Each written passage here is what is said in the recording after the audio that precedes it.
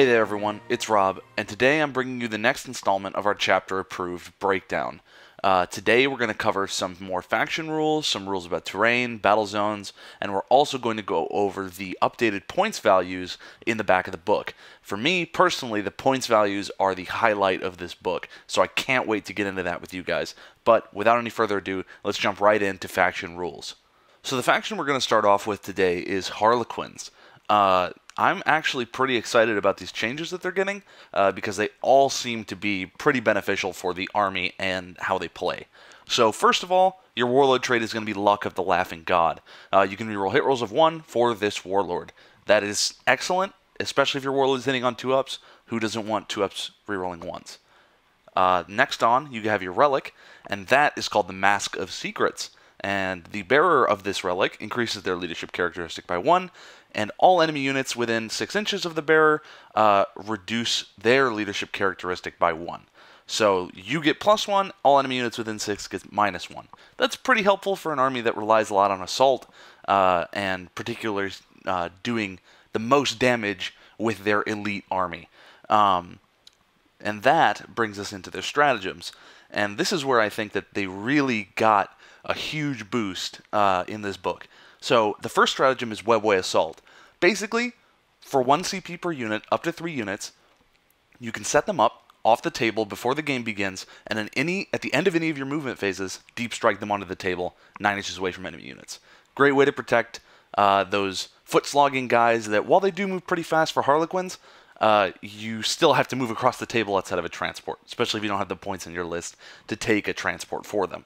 So that's going to help you protect those. It's going to help you stay out of enemy fire for as long as possible, which is what you want to do with an assault army if you can't get across the table on the first turn. Now, their second stratagem also helps with this. It's called Prismatic Blur, and for 1 CP, whenever a Harlequin unit advances, that unit gets a 3-up invulnerable save. That is excellent, because you can put that on those transports that have your other infantry in them. So any infantry that's not in a transport, up to 3 units, can be set up in the webway, ready to deep strike in, while everybody else on the table, or at least 1 unit per turn, gets a nice 3-up invulnerable as they zoom towards the enemy. I think that Harlequins, their updated rules in Chapter Approved are really tight, and they all synergize really well together, and that's what I like to see out of rules for any army, really.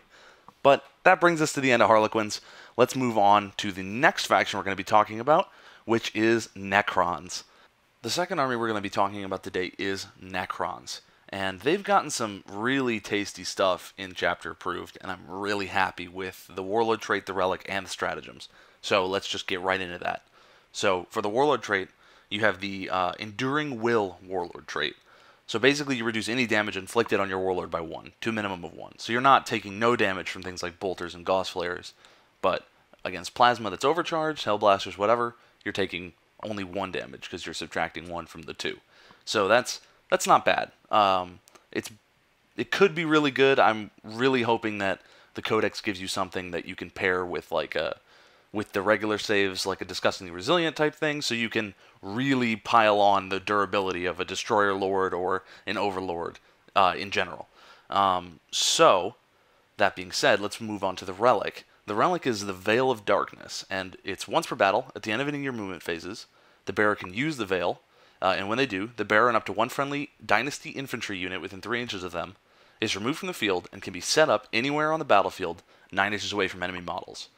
So basically, it's a free deep strike for your character and a unit of infantry. And that, as we've seen this edition, can be very powerful. Even if you're taking a ranged unit, even if you're taking a melee unit. As long as you put them in the right place, that maneuverability is huge. So with that covered, let's move on to their stratagems. And this is where I think they really, really won this update. So the first one is called Repair Subroutines, and it's basically the Canoptic Harvest from last edition. You get to pick a Canoptic unit in your army, and that unit gets reanimation protocols until the end of the turn. So you can basically have a 6-man unit of Wraiths running around the board, and as long as you have a couple command points spare when they're getting really low, you get to throw dice for each one of them that's killed and bring those really tough models back onto the table. That's excellent to me.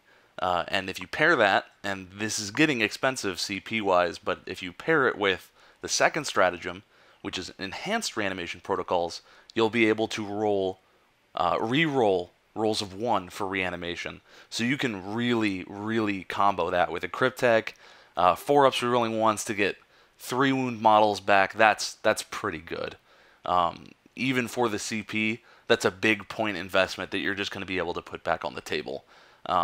You could even pair that just with destroyers, honestly, and you'll come out looking great for your investment. That is it for Necrons, however, and we're going to move on to our next faction. The third army I'm going to be talking about today are the Thousand Suns. They got a Warlord trait, a Relic, and a Stratagem, but they also got a new Psychic Power that has me very interested. So the Warlord trait is called Arrogance of Aeons. It lets you reroll fail deny the Witch test for your Warlord. Awesome extra leverage for a Psychic army that really wants to dominate the Psychic phase, both on their turn and their opponents. The Relic they got plays into that too. It's called the Athenaean Scrolls, and if you roll a double that results in a successful Psychic test, so double ones still fail if it doesn't manifest the power, double sixes are still perils, and if the bearer dies from perils, the power still fails, but any other result that is a success, that is also a double, cannot be resisted. So you roll double fours for smite, can't be stopped. You roll double threes for smite, can't be stopped, etc., etc. Any power, as long as you pass the casting value with a double, cannot be resisted. I think that's huge for an army that really likes casting a lot of psychic powers and likes having them go off. That brings us to their psychic power, the new one, and that is called Tzeentch's Firestorm. It has a warp charge value of 7, and if manifested, you're going to select an enemy unit that is within 18 inches of the Psyker and visible to them. You roll 9 dice, and the enemy unit that's been selected suffers a mortal wound for each roll of a 6, which, you know, isn't the best odds, if I'm being honest. But it could always pull through for you in a pinch, and it might, you know, just give you, on average, the same damage you're going to get out of a normal smite cast. Because even for Thousand Suns, you know, you're not doing crazy damage with smite on your little units. You're doing okay damage. So, you know, it just a little more leverage for the psychic phase for them. And really, their stratagem only piles on top of that, too. Everything they've gotten from their update has just added to their psychic phase, basically. So the stratagem is 1 CP, and it's called Kabbalistic Focus.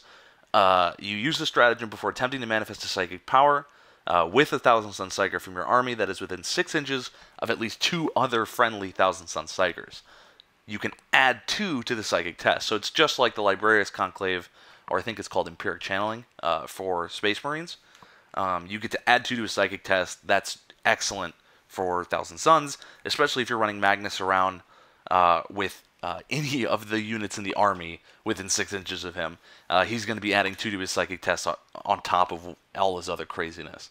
So that's an excellent way to get super smites going left and right. So look out for that. That brings us to the end of our faction updates, though. Next up, we're going to be talking about battlefield terrain. Okay, so moving on, we're going to be talking a little bit about battlefield terrain. Mostly just wanted to show you guys the kind of selection of updated rules they've added with Chapter Approved. It mostly focused on the Deathworld Forest / Eldritch Ruin kits that came out, as well as the Sector Mechanicus terrain that's been released over the past year. So, you know, here you've got rules for Deathworld Forests. Each piece of grapple weed is a separate model, etc., etc. There's some interesting bonuses to cover. Some of them follow you around. They can do mortal wounds to people each time you charge through them. The Eldritch Ruins add 1 to Psychic Test and deny the Witch Test for Psykers within 3 inches of any of the terrain pieces that are part of them. It's really a lot of the same that you saw last edition. I encourage you to read about it, though, because the terrain that you can add in this edition is really interesting, and I think that it's been underutilized. And I think that this is just an excellent way of getting people to use this terrain, because the rules right here, the rules are simple, and it's just going to add a lot of flavor to any battle you're fighting. And I, personally, am a fan. But that's all for the Eldritch Ruins, Deathworld, Forest terrain. You also have some rules for Sector Mechanicus, pretty similar to Ruins, mostly dealing with accessibility. If you're on the footprint of the Sector Mechanicus, you get a cover save. You also have Hemotrope reactors, D6 each time you make a saving throw of 7+, such as a roll of 6+1 for being in cover. For any model within 3 inches of a Hemotrope reactor in the shooting phase, on a 1, the model's unit suffers a mortal wound. So if you make a saving throw of 6 and then you're in cover from the reactor, you, I guess, roll a further dice, and on a 1, you take a mortal wound. As, I don't know, a bullet punctures the reactor and explodes all over someone's face. So that brings us to the next page, which is Thermic Plasma Regulators that just came out and Thermic Plasma Conduits that just came out. You can do some crazy, crazy stuff with these.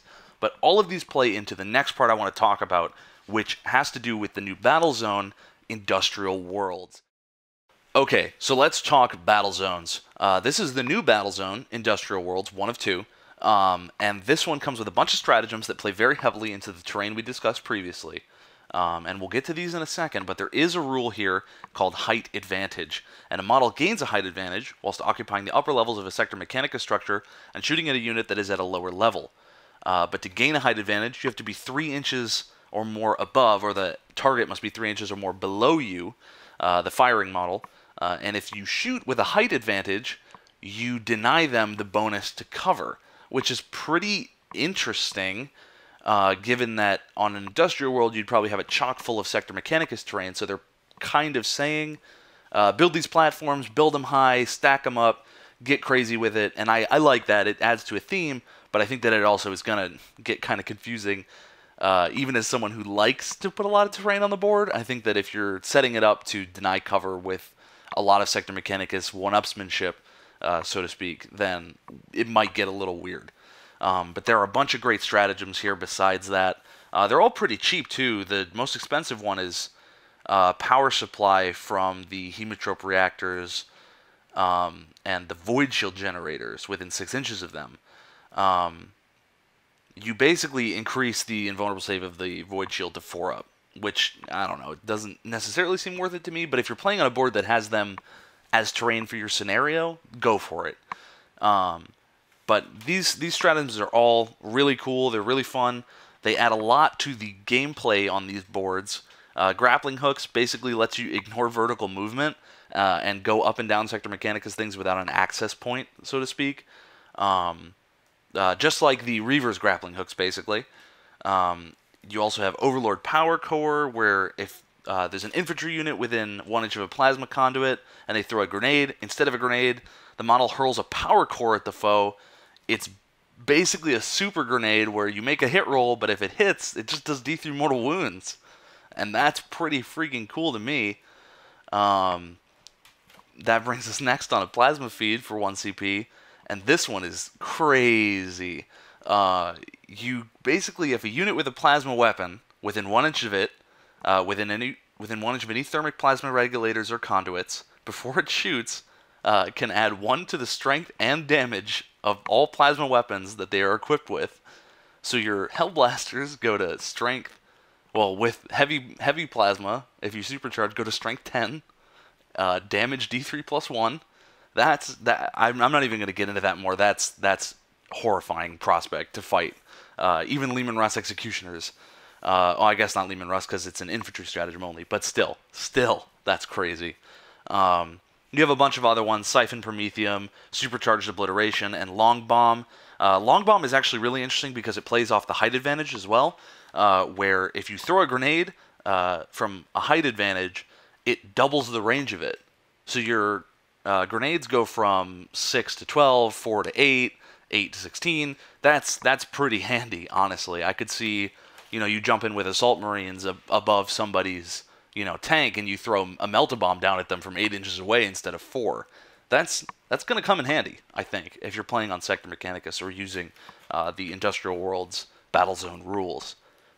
Okay, so that brings us on to the second Battle Zone, and this is the huge one. This is Battle Zone Empiric Storms.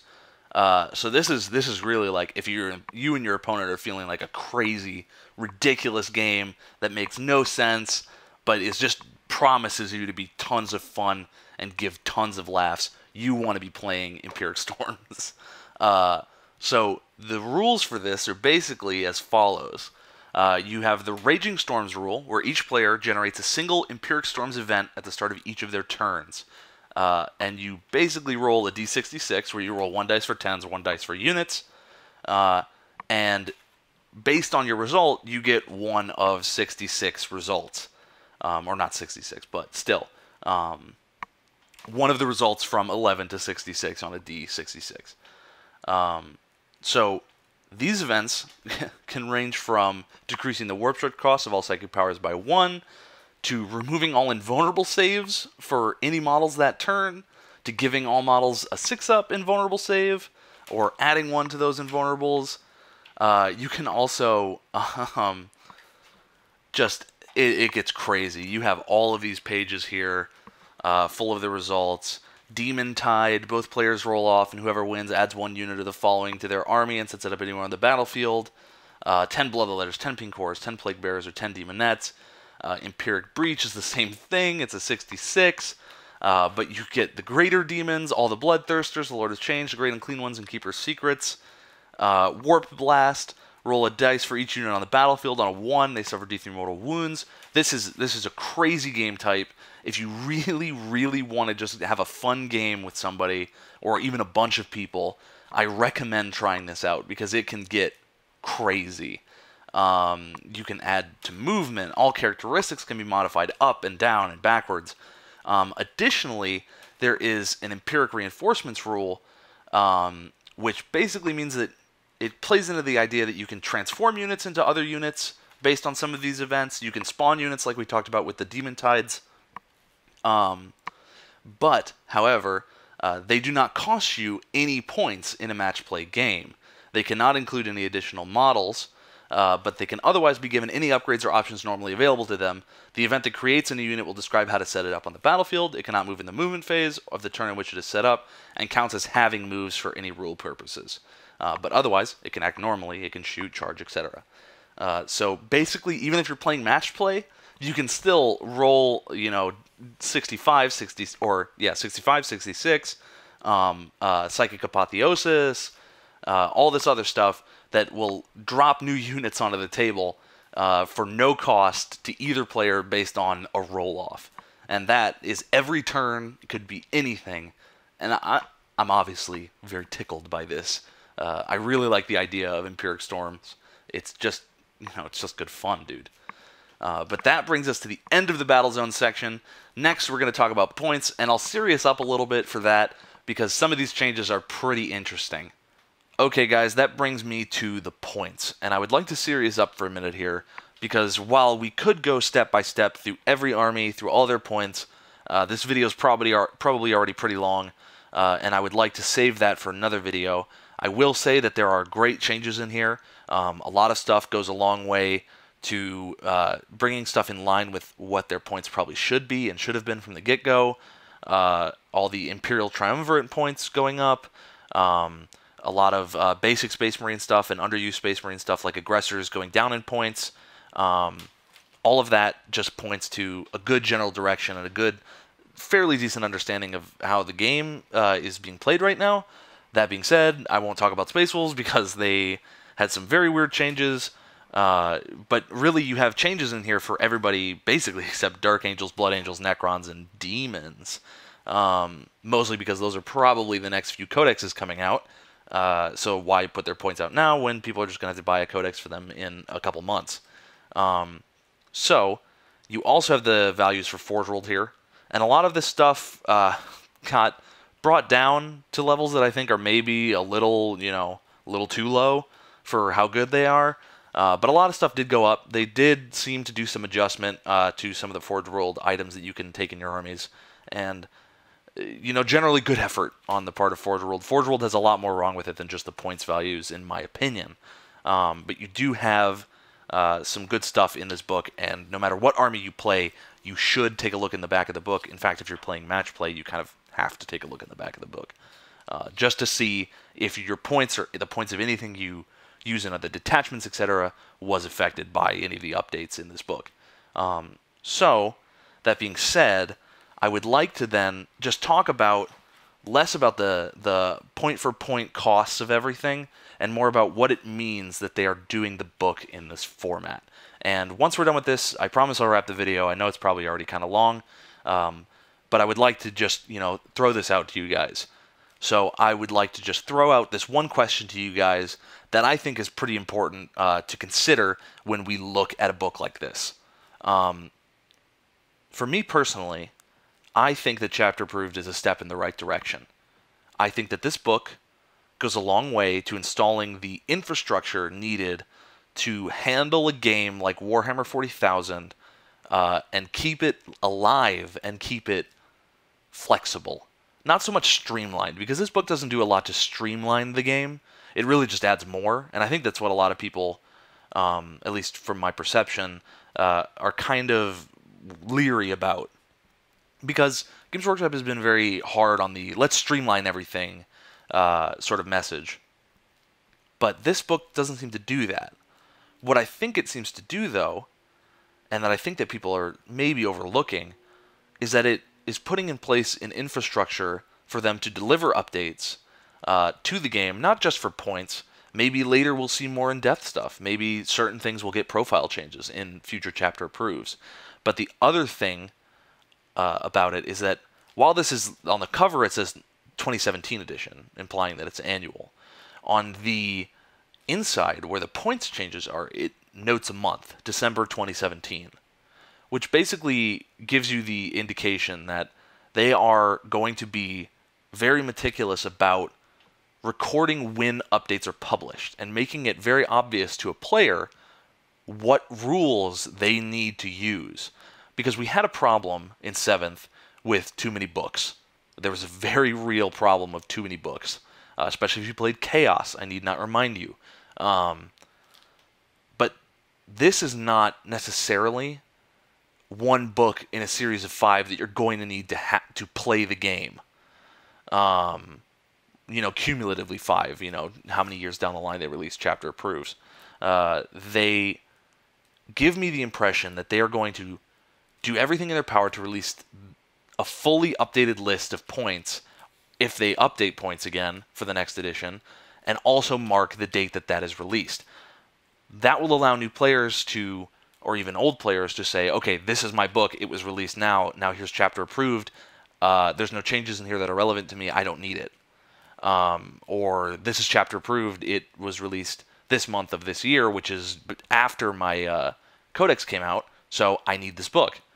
I think that it will go a long way to, in eventuality, once all the codexes are out, once the groundwork is fully set in place, which it is not yet, allow Games Workshop to be quicker on their feet about responding to changes that we want to hear or see implemented. Maybe, just maybe, and this is me being optimistic, maybe there is a tiny little sliver of hope that we will maybe be able to whisper in Games Workshop's ears and have them actually listen and implement a change or two that we really like. Now, maybe that's being too optimistic. I totally understand if you feel that way. But what I want to know is how you feel about this book. What do you think about this book? Do you think it's a good idea? Do you think they should have stuck to their guns with codexes and just kept banging them out and never even thought about doing chapter approved or General's Handbook style book for Warhammer 40,000? I would really like to know, because I think that this is a very important development for the game. I think that this is, whether you like it or not, whatever your opinions are, I think that there's a lot to talk about with this book, and I think that everything is valid. I think that a lot of people's opinions against this book are very valid, and I think that a lot of people's opinions for this book are also very valid. So I'd just like to hear them all. So go ahead down in the comments, leave your thoughts on anything I talked about: factions, terrain, battle zones, and the points, and even this last question that I've asked you. What do you think? I just want to know. This has been Rob for Purge the Alien. This has been our chapter approved breakdown, and I thank you all for watching, and I'll see you all later.